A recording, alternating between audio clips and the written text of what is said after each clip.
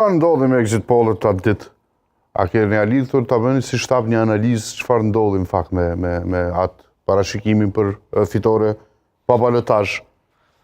Diskrepanca e madhe mes të asaj çka kanë promovuar exit pollët dhe asaj çka mandej ka ndodhur pas numërimit të votave lën hapësirë për dyshim. Shto tjetrën që ka dyshime të bazuara për keqpërdorim, për abuzim, po me që janë duke u merr institucionet përkohëse,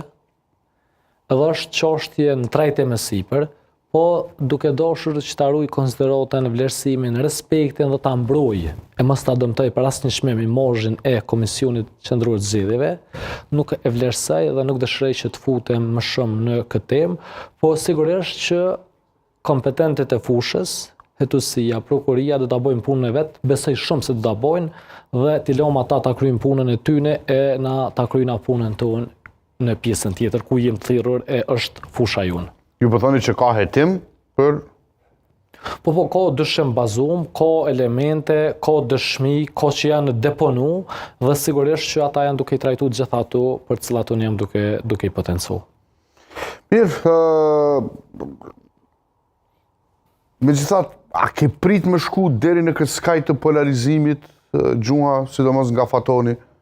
A ke prit, a ke parashikuar në fillim fushatës që do të polarizohet kaq shumë? Edhe a ke pyet Bedriun, a është farë organizuesi farë ndërmarrje kriminale se kështu patit pak të tendencë që të personifikohet Bedri Hamza si ai gatfadheri në prapavi që